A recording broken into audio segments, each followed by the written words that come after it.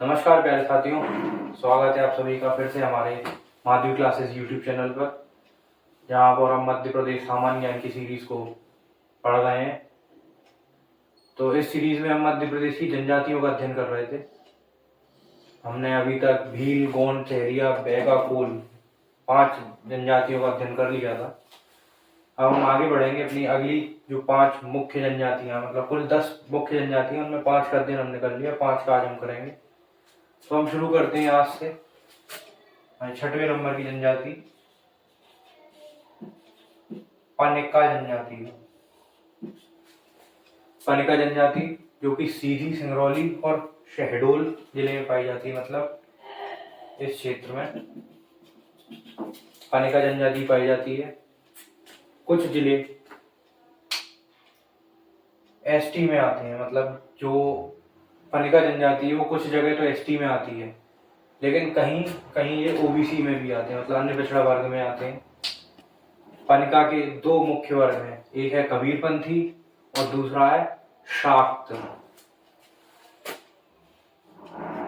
2 वर्ग, एक है कबीरपंथी, ये कबीर में इनका विश्वास है। दूसरा है शाक्त, यानी शक्ति में, यानी देवी की उपासना। जो शक्ति है वो देवी के उपासक है। बुनकर का कार्य करते हैं। जो पनिका जनजाति है उनका मुख्य कार्य है बुनकर का। और एक अलग अदर फैक्ट ये है कि हलवा नामक कबीरपंथी ये बालाघाट में पाए जाते हैं। हमारी जनजाति थी पनिका जनजाति, जो 2 वर्गों में थी, हमने देखा कबीरपंथी, शाक्त। और हलवा नाम के कबीरपंथी बालाघाट में पाए जाते हैं। बुनकरों का ये इनका प्रमुख कार्य बुनकर का है। हम आते हैं अपनी अगली जनजाति पे, जो है कोरकू जनजाति। पनिका के बाद कोरकू जनजाति 7वें नंबर पर। कोरकू जनजाति ये कोलोरियन प्रजाति की जनजाति है। जैसे हमने पहले देखा था, कुछ जनजातियां प्रोटो ऑस्ट्रेलाइट थी, कुछ दक्षिण मतलब तमिल वर्ग की थी, ये कोलोरियन प्रजाति है। इनका मुख्य स्थान देखा जाए कोरकुआ का, कोरकू मुख्यतः हरदा, होशंगाबाद, खंडवा, बुरहानपुर, बैतूल, छिंदवाड़ा, मतलब ये रीजन,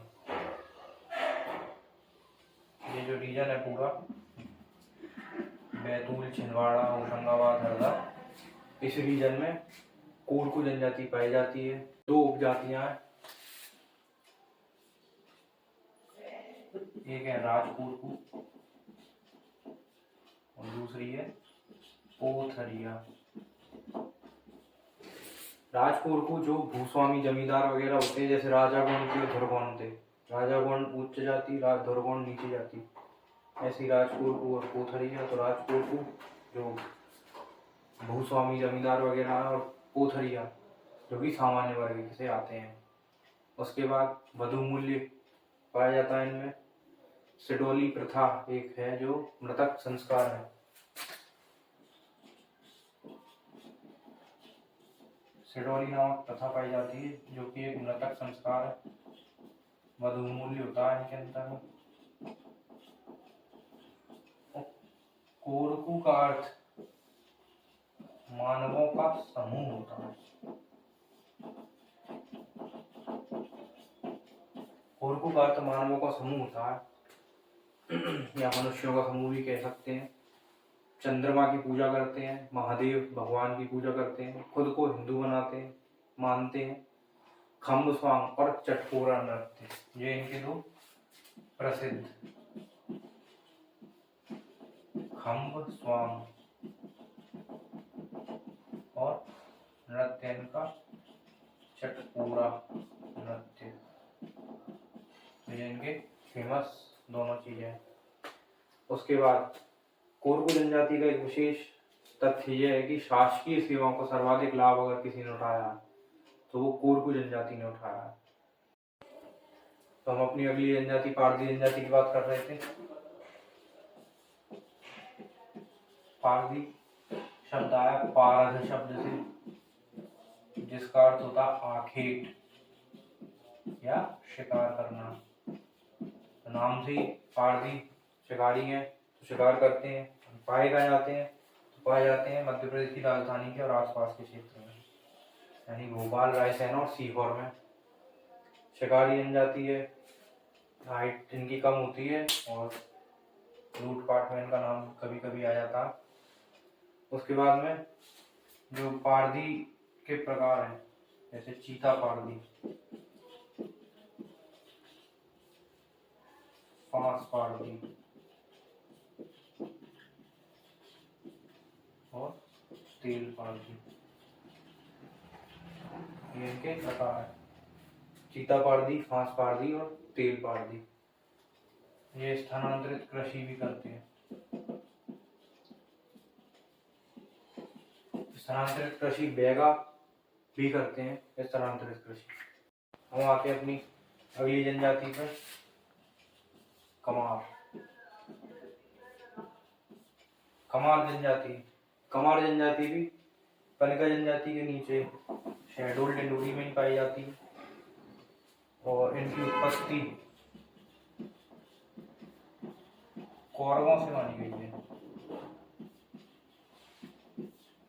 कमार जनजाति की जो उत्पत्ति है वो कौरवों से मानी गई है। एक अदर फैक्ट ये है कि फौज में भर्ती होने का सबसे ज्यादा शौक है।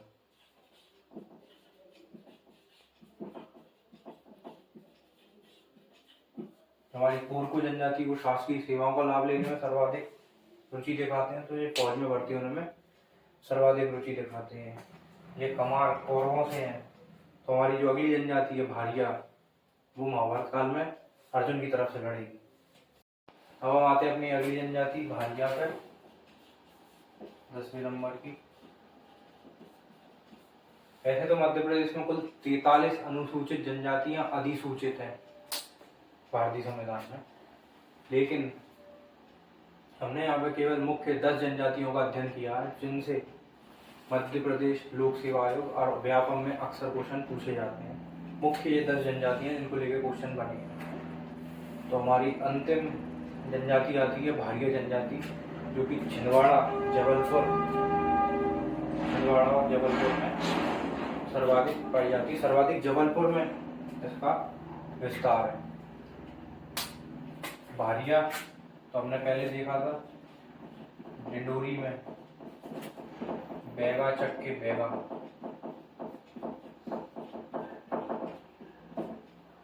ग्वालियर के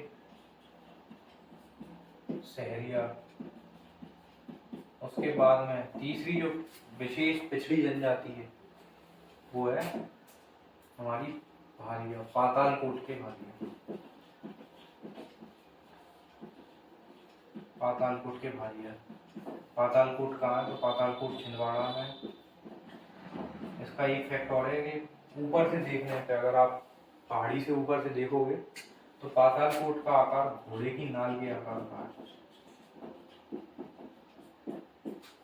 ये पातालकोट के दो फैक्ट हैं।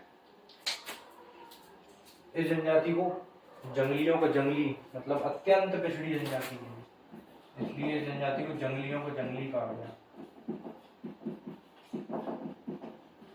जैसे नाम में इनके भार है, तो इनका जो मुख्य पेशा वो भार ढोने का ही है, इसी के नाम पे इनका नाम है भारिया। गोंडों को अपना बड़ा भाई मानते हैं।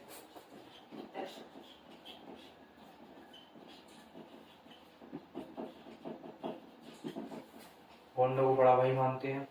कला संपन्न ढैया नामक झूम कृषि करते हैं। और जैसा कि मैंने आपसे पहले बोला था, महाभारत काल में इन्होंने अर्जुन की तरफ से युद्ध किया था। कूलादेव, दूलादेव इनके प्रमुख देवता। और भारिया जनजाति का निवास स्थल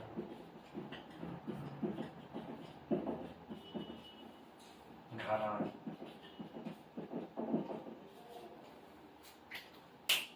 तो इसी के साथ हमारी मुख्य 10 जनजातियों का टॉपिक मध्य प्रदेश के सामान्य ज्ञान के इस सीरीज में यहीं समाप्त होता है। अब हम आगे किस विषय को उठाएं, ये आप हमें नीचे कमेंट बॉक्स में बताएं कि हम आगे अपनी सीरीज में किस चीज़ को लेके आगे बढ़ें। हमने अभी तक मध्य प्रदेश का सामान्य परिचय पढ़ लिया, जनगणना का टॉपिक कवर कर लिया, मध्य प्रदेश की जनजातियाँ देख ली हैं। हम आगे बढ़ेंगे, जो आप हमें नीचे कमेंट बॉक्स में बताएंगे हम उसको लेके आगे बढ़ेंगे। वीडियो अच्छा लगा हो तो लाइक करें, शेयर करें और हमारे चैनल को सब्सक्राइब करें और लगातार हमारे साथ बने रहें।